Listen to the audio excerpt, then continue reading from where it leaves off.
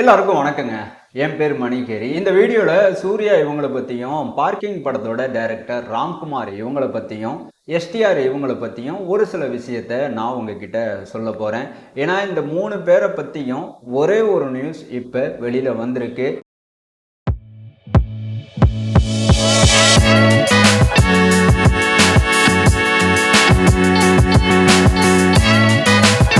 Parking படத்தோட director Ramkumar இவரோட டைரக்ஷன்ல எஸ்டிஆர் இவங்க நடிக்க போற படம் டிராப் ஆயிடுச்சு.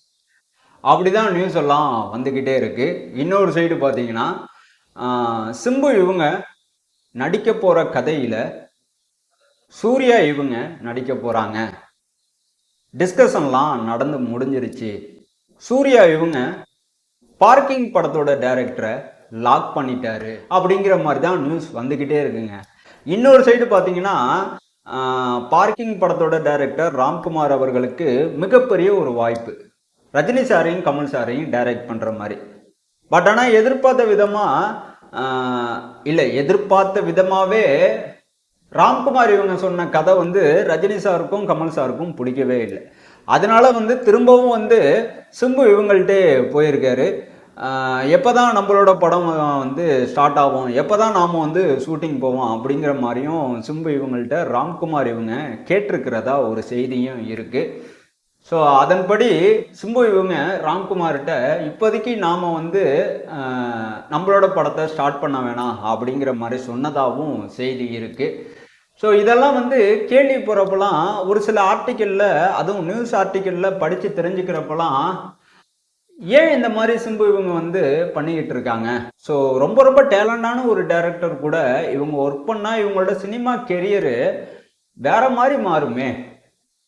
ஸோ இது வரைக்கும் ஒட்டுமொத்த சிம்பு ரசிகர்களுக்கும் கண்டிப்பாக பார்க்கிங் படத்தோட டைரக்டர் ராம்குமார் இவங்க கூட சிம்பு இவங்க கூட்டணி அமைச்சு ஒரு படத்தை ரிலீஸ் பண்ணால் செம்மையான ஒரு அதிர்வலையை ஏற்படுத்துமே. ஆனால் சிம்பு இவங்க பார்க்கிங் படத்தோட டைரக்டரை காக்க வச்சுக்கிட்டு வேடிக்கை பார்க்குறாரு அப்படிங்கிற மாதிரி தான் எனக்கு தோணுச்சு. இன்னொரு சைடு பார்த்தீங்கன்னா பார்க்கிங் படத்தோட டைரக்டர் ராம்குமார் அவர்கள் எவ்வளோ நாளைக்கு தான் சும்மாவே இருக்கணும்? கொஞ்சம் யோசிச்சு பாருங்க, எவ்வளோ நாளைக்கு தான் சும்மாவே இருக்க முடியும்? கிட்டத்தட்ட மிகப்பெரிய ஒரு வெற்றி பார்க்கிங் படம். ஸோ ஆஸ்கார் லெவலில் இந்த படத்தோட ஸ்க்ரீன் பிளே பேசப்பட்டுச்சு, புகழப்பட்டுச்சு, அங்கீகரிக்கப்பட்டுச்சு. அந்தளவுக்கு தரமான ஒரு டைரக்டர் சிம்புவுக்காண்டி எவ்வளோ நாளைக்கு தான் வெயிட் பண்ணுவார்? அதனால சிம்புவுக்காண்டி எழுதப்பட்ட ஒரு கதையை சூர்யா இவங்களை மீட் பண்ணி ராம்குமார் அவர்கள் சொல்லியிருக்காரு. சூர்யா இவங்களோட பதில் பார்த்தீங்கன்னா வாவ் அப்படிங்கிற மாதிரி தான் வந்திருக்கான். கிட்டத்தட்ட சூர்யா இவங்களோட அடுத்த படத்தோட டைரக்டர் ராம்குமார் தான் அப்படிங்கிற மாதிரி அழுத்தம் திருத்தமா நியூஸ் வந்துகிட்டே இருக்கு.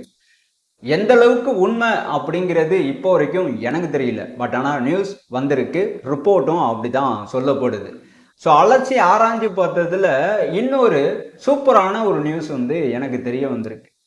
ஆக்சுவலா சிம்பு இவங்களுக்காண்டி ராம்குமார் அவர்கள் எழுதின கதையை சூர்யா இவங்கள்ட்ட அப்படியே சொல்லலையாம். கொஞ்சம் பட்டி டிங்கரிங் பார்த்து சூர்யா இவங்களுக்கு பிடிச்ச மாதிரி ஸ்க்ரீன் பிளேயும் மாற்றிருக்காராம், கதையோட ஒன்லைனையும் மாற்றிருக்காராம். அதன்படி சூர்யா இவங்க பார்க்கிங் படத்தோட டைரக்டர் ராம்குமார் இவங்க கூட இணைந்து ஒரு படம் பண்ணார்னா கண்டிப்பாக அந்த படத்தில் ஸ்டூடெண்டாக தான் வருவாராம். என்னப்பா சொல்கிற? சிம்புவுக்கு ப்ரொபோசர் கேரக்டர், சூர்யாவுக்கு ஸ்டூடெண்ட் கேரக்டரா? ரொம்ப விசித்திரமா இருக்கு, ரொம்ப டிஃப்ரெண்டாகவும் இருக்கு. எப்படி அது சூட்டபிள் ஆகும் அப்படிங்கிற மாதிரிலாம் யோசிப்பீங்க, எனக்கு நல்லாவே புரியுது. பட் ஆனால் சில்லுன்னு ஒரு காதல் கதையில சூர்யா இவங்க ஸ்டூடெண்டா நடிச்சிருக்காங்க, யாரும் மறந்துருக்க மாட்டீங்க. ஸோ சூர்யா இவங்களை பொறுத்த வரைக்கும் டிஃப்ரெண்டான ஸ்டோரியை செலக்ட் பண்ணி நடிக்கிறதுல இப்போ ரொம்ப ரொம்ப ஆர்வம் காட்டிட்டு இருக்காங்க. அதே சமயம் திறமையான இயக்குனர் கூட கைகோர்த்து படங்கள் பண்றதுல சூர்யா ரொம்ப ரொம்ப ஆர்வமா இருக்காங்க. ஸோ அந்த வகையில பார்க்குறப்ப கட் அண்ட் ரைட்டா நாம சொல்லலாம்.